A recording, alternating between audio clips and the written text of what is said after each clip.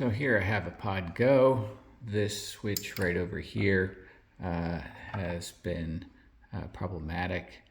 It works sometimes, but not all the time. I have to press it many times before it actually works. So I am going to look into replacing the actual switch that's inside this. I ordered a couple of them from Full Compass, and they sent me a bag of them, and that's the part number 24-311105. So that's 24311105. It's a line 6 switch here, and you can see it's really tiny here. Let's see, I ordered 2 of them because they were about $3 a piece, but then the shipping was, $9. So I figure if one of these switches already has gone bad, the chances are that I'm going to need to replace another one at some point, and then I didn't want to have to pay the shipping a second time. So I'll end up keeping this second switch around for when another one of these goes bad.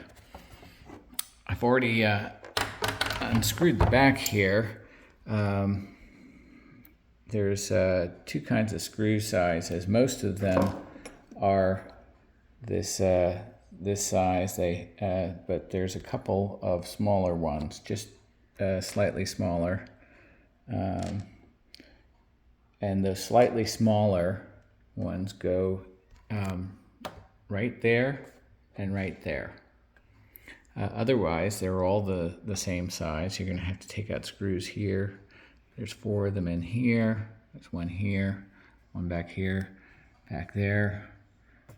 There's over there and there, there,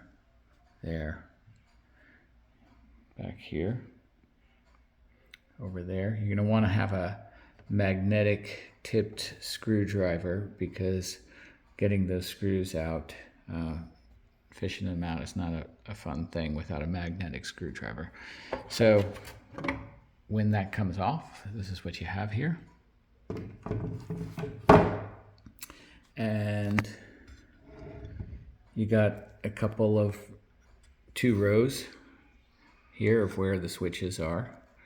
And let's take a look right down here and kind of see if I can get the camera angle in a way that you can see it here.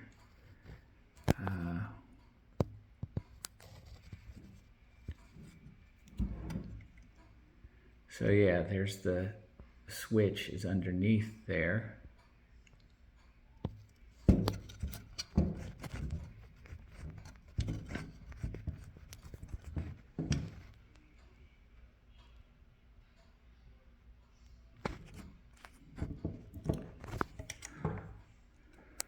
Let's see if we can get a better view from the other side here.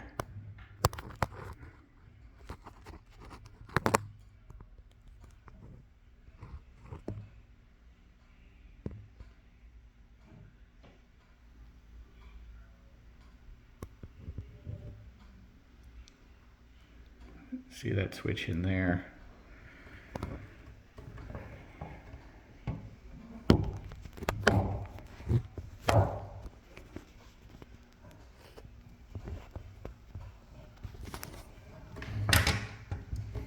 Anyway,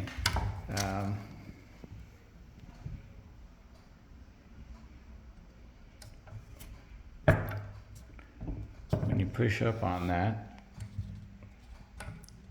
let's see if I can show you how this works. So here you can see this.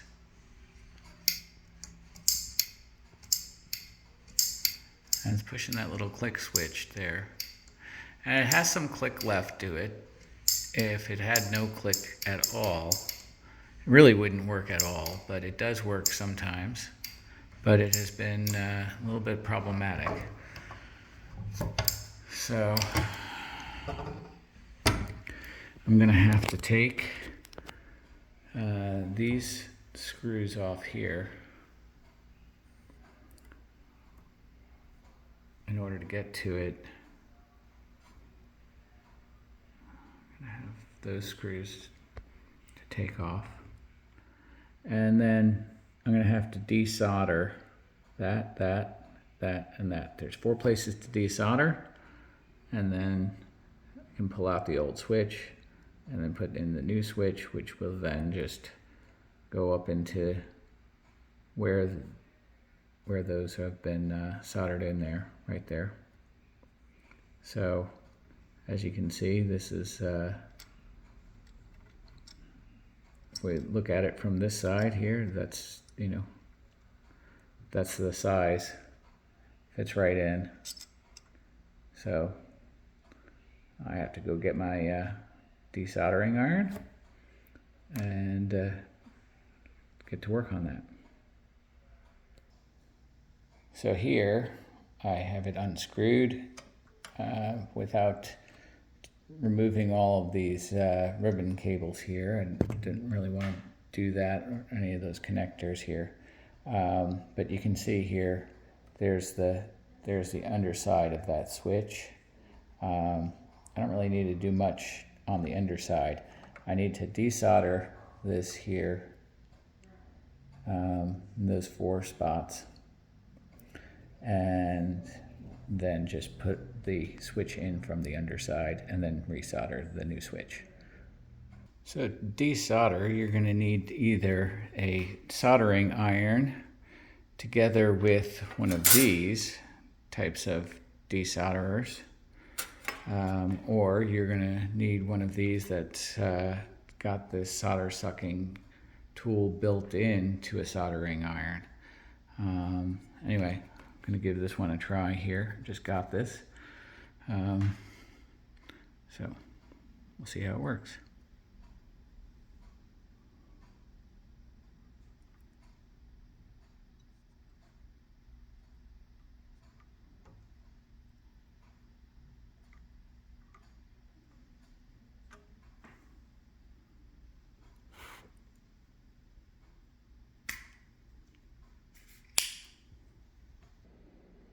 Here you can see I had placed this over each of them, pushing the button here to suck up the solder into it. And the solder has been removed. And we're ready to take that out. And I got the old one out. Let's see the holes there. And we'll need to fit the new one in. Okay, so this new one is now in place. And I just need to put new solder right there on those connections there. So it's now soldered.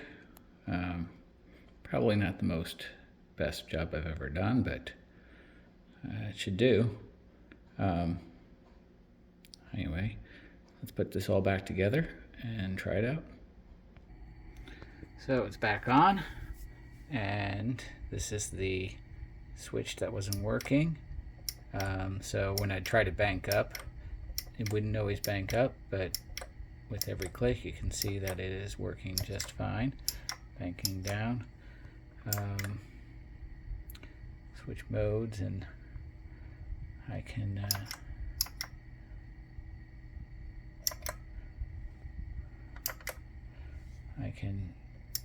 switch my 10-band graphic EQ on and off.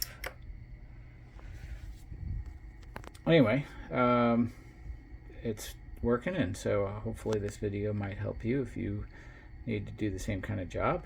I got the part from Full Compass, So you can look up that part on Full Compass's website, that part number, and order it for yourself.